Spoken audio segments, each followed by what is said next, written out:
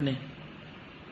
ابو ہریرہ کہتے ہیں کہ رسول اللہ صلی اللہ علیہ وسلم نے فرمایا، رمضان کے بعد سب سے افضل روزے اللہ کے مہینے محرم کے ہیں، یعنی مہینے کے اعتبار سے محرم کے روزے افضل ہیں رمضان کے بعد۔ ویسے تو ذوالحج کے پہلے عشرے میں تو سارے اعمال افضل ہیں، لیکن وہ صرف پہلے 10 دن کی بات ہے، اور یہاں کیا ہے، پورے مہینے کی بات ہو رہی ہے۔ لیکن یہ بات ثابت ہے کہ نبی صلی اللہ علیہ وسلم نے اس پورے مہینے کے روزے نہیں رکھے، یعنی کمپلیٹ نہیں کیا محرم کو۔ اس سے اس مہینے کے روزوں کی ترغیب تو ملتی ہے، لیکن پورے مہینے کے روزوں کی پابندی نہیں۔ خصوصاً عاشورہ کا روزہ، 10ویں تاریخ کا روزہ، جب آپ سے اس دن کے روزے کے بارے میں پوچھا گیا تو آپ نے فرمایا یہ روزہ گزرے ہوئے 1 سال کے گناہوں کا کفارہ بن جاتا ہے، یعنی پچھلے محرم سے لے کے اب تک کے جو گناہ ہوں گے وہ انشاءاللہ معاف ہوں گے۔ صغیرہ گناہوں کی طرف اشارہ ہے۔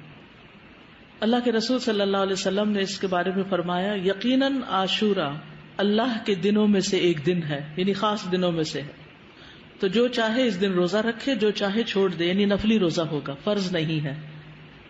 رمضان کے روزے فرض ہونے سے پہلے یہ فرض تھا۔ ابن عباس سے روایت ہے، وہ کہتے ہیں کہ میں نے نبی صلی اللہ علیہ وسلم کو نہیں دیکھا کہ عاشورہ کے دن اور رمضان کے مہینے کے علاوہ کسی دن کو افضل سمجھ کر آپ نے اس دن کا روزہ رکھا ہو۔ تو اب آپ کو بات سمجھ آ گئی کہ 9 تاریخ کا جو روزہ ہے وہ نہ رکھا تو پھر اجر سے محرومی ہو سکتی، تو احتیاط کا تقاضا یہی ہے کہ 9 کا رکھا جائے ساتھ۔ دور نبوی میں بچے بھی عاشورہ کا روزہ رکھتے تھے، بچے بھی روزے رکھتے تھے۔ ربیہ بنت معوذ سے روایت ہے کہ نبی صلی اللہ علیہ وسلم نے عاشورہ کی صبح انصار کے گاؤں میں کہلا بھیجا، جس نے صبح اس حال میں کی ہو کہ روزے سے نہ ہو تو وہ اپنا باقی دن پورا کر لے، یعنی درمیان میں بھی روزے کی نیت کی جا سکتی ہے، نفلی روزے کی، اور جو شخص روزہ دار ہو تو وہ روزہ رکھے، یعنی جسے نیت کر لی وہ پورا کرے۔ ربیہ کہتے ہیں کہ اس کے بعد ہم لوگ خود بھی روزہ رکھتے اور اپنے بچوں سے بھی رکھواتے، ہم انہیں اون کا ایک کھلونا دے کر بہلائے رکھتے، جب کوئی کھانے کے لیے روتا تو وہی دے دیتے، یہاں تک کہ افطار کا وقت آ جاتا ہے۔ یہ تربیت ہے نا، ٹریننگ ہے۔ تو ضروری نہیں کہ ہر وقت جب بچہ روئے اس کو ضرور دودھ دیا جائے یا کھانے کو دیا جائے، تھوڑی دیر رونے بھی دیا جائے یا بہلا دیا جائے۔ اس دن کا روزہ جو ہے یہ مستحب ہے۔ جابر کہتے کہ رسول اللہ صلی اللہ علیہ وسلم ہمیں عاشورہ کا روزہ رکھنے کا حکم دیتے، ہمیں اس کی ترغیب دیتے اور اس موقع پر ہماری نگرانی فرماتے، یعنی رکھا ہے کہ نہیں۔ اس کے بعد جب رمضان کے روزے فرض کر دیے گئے تو آپ نے ہمیں نہ حکم دیا نہ منع کیا، اور نہ اس موقع پر ہماری نگرانی کی، یعنی نفلی روزہ ہو گیا، مستحب ہو گیا۔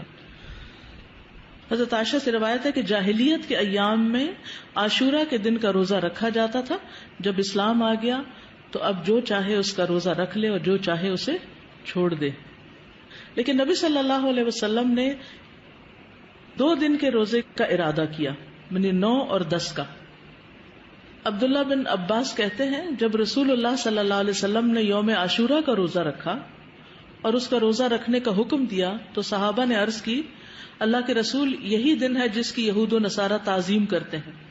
اس پر رسول اللہ صلی اللہ علیہ وسلم نے فرمایا، جب آئندہ سال ہوگا تو اگر اللہ نے چاہا تو ہم 9ویں دن روزہ رکھیں گے۔ کہا اس کے بعد آئندہ سال نہیں آیا کہ رسول اللہ صلی اللہ علیہ وسلم وفات پا گئے۔ ٹھیک ہے، تو افضل کیا ہے، 2 دن کا رکھ لیا جائے، 9 اور 10 کا۔ اور 9 محرم جو ہے بعض کے نزدیک 9 اور بعض 10 دونوں کو عاشورہ کا دن بھی کہا جاتا ہے۔ پہلا عشرہ ہے نا اس میں، جی نہیں، 11 والی روایت ضعیف ہے، یعنی بعض کہتے ہیں 10 اور 11 بھی رکھ سکتے ہیں، لیکن یہ کہ 11 تاریخ کے روزے کی روایت ضعیف ہے، اصل میں 9 اور 10 ہی ہے۔ ابن القیم کہتے ہیں کہ ابن عباس کا یہ کہنا تم محرم کا چاند دیکھو تو گنتے رہو اور 9ویں تاریخ کے دن کی صبح روزے کی حالت میں کرو، تو اس سے مراد یہ نہیں کہ عاشورہ 9ویں تاریخ کو کہتے ہیں، بلکہ ان کی مراد یہ ہے کہ 10ویں سے پہلے 9ویں کا روزہ بھی رکھو، کیونکہ آپ نے فرمایا تھا کہ اگر میں زندہ رہا تو روزہ رکھوں گا، تو یہ ایک طرح سے آپ کی سنت ہو گئی، کیونکہ آپ نے اس کے بارے میں خود صحابہ کو ترغیب دلائی۔ بچے چلیں اگر 2 نہیں رکھ سکتے تو 1 تو رکھوائیں۔